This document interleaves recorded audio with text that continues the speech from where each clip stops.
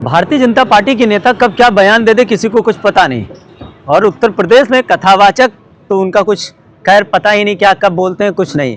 मैं इसलिए ये बात कह रहा हूँ क्योंकि केकेआर की टीम से शाहरुख खान ने रहमान को, बांग्लादेश के खिलाड़ी रहमान को 9.6 लाख रुपए में खरीद लिया। उसके बाद लगातार बयानबाजी होने लगी कि अगर वो देश आएंगे तो हम देश के अंदर घुसने नहीं देंगे। शाहरुख खान को गद्दार बता दिया जाता है और बांग्लादेश से खिलाड़ी को मैच ना खेलने की बात कही जाती है। लेकिन यही नेता, यही कथावाचक, यही बाबा तब चुप रहते हैं जब पहलगाम घटना होती है और पाकिस्तान से जैसा मैच करवा देते हैं। फिर भी चुप रहते हैं जब अमेरिका टैरिफ लगाता है। उसके बाद जब अमेरिका से बेड़ियों में बनकर हमारे देश के यात्री आते हैं तब भी ये चुप रहते हैं। ये नेता, ये बाबाओं के मुंह से आवाज नहीं निकलती।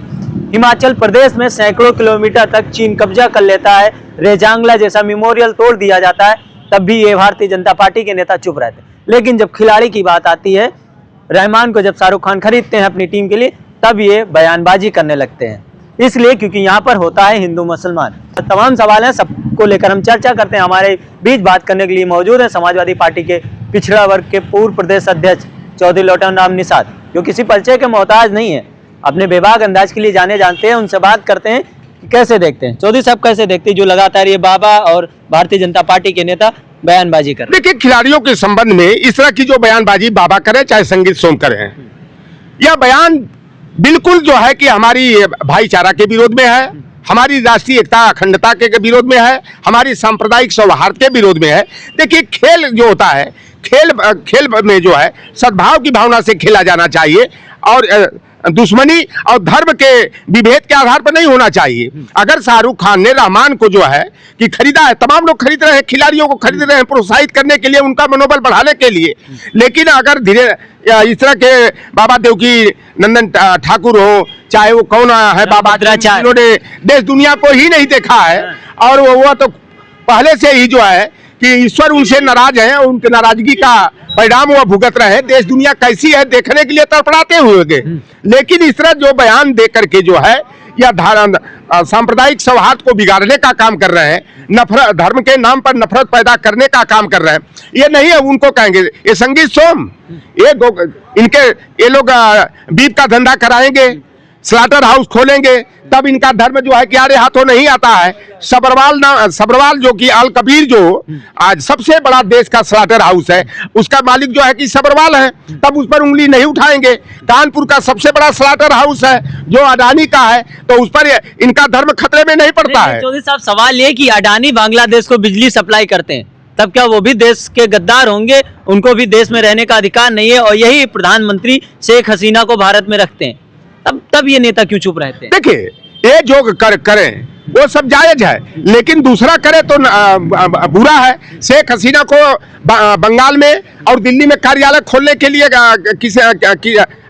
किसने वीजा दिया, किसने जो है कि अधिकार देने का काम किया? अगर आज जो है बांग्लादेश की टीम से अगर कोई मुसलमान या कोई हिंदू, कोई खिलाड़ी हो अगर खेलता है तो इनके पेट में दर्द क्यों होता है? अडानी जो है आज अपने लाभ के लिए जो है, जो हमारा दुश्मन है मानते हो अगर बांग्लादेश को, तो बांग्लादेश को बिजली सप्लाई क्यों करते हो, पाकिस्तान को बिजली सप्लाई क्यों करते हो?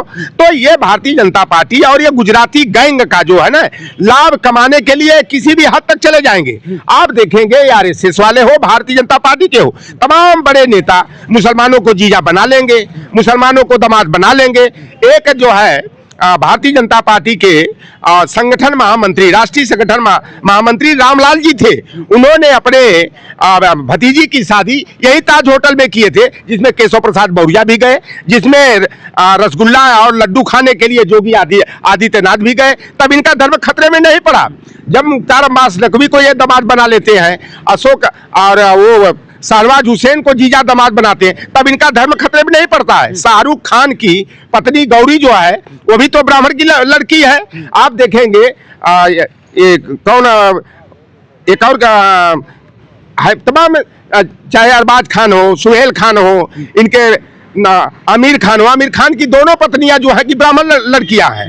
अजहरुद्दीन की जो पत्नी है वो भी जो है कि ब्राह्मण समाज की है। मेरा सवाल ये नहीं, हमारा सवाल ये है, जब चीन पर ये मुंह बंद रखते हैं, अमेरिका पर मुंह बंद रखते हैं, पाकिस्तान पर मुंह बंद रखते हैं, जब खिलाड़ी की बात आती तो ये बाबा और भारतीय जनता पार्टी के नेता अनाप शनाप बयानबाजी क्यों करते हैं? देखिए, नेताजी कहा करते थे कि भारत देश, पाकिस्तान और बांग्लादेश का महासंघ बनना चाहिए। हमारा असली दुश्मन जो है बांग्लादेश और पाकिस्तान नहीं है, असली दुश्मन तो हमारा चाइना है। लेकिन ये चाइना से सारा व्यापारिक काम देख रहे हैं। आप चले जाइए किसी मार्केट में, चाइना के सामान मिल जाएंगे, चाहे इलेक्ट्रॉनिक के सामान हो, चाहे कपड़े हो, तमाम चीजें, खाद्य सामग्रियां हो, तो उससे परहेज नहीं। जो हमारा सबसे बड़ा दुश्मन है, कहा जाता है कि अगर दुश्मन को मारना है तो उसकी आर्थिक कमर को तोड़ देना चाहिए। लेकिन भारतीय जनता पार्टी जो है चाइना जैसे दुश्मन को जो आर्थिक रूप से मजबूत करने का काम कर रहे हैं। अगर नागपुर के मेट्रो का ठेका देना तो चाइना की कंपनी को दे रहे हैं। सरदार वल्लभ भाई पटेल की देश की सबसे बड़ी ऊंची प्रतिमा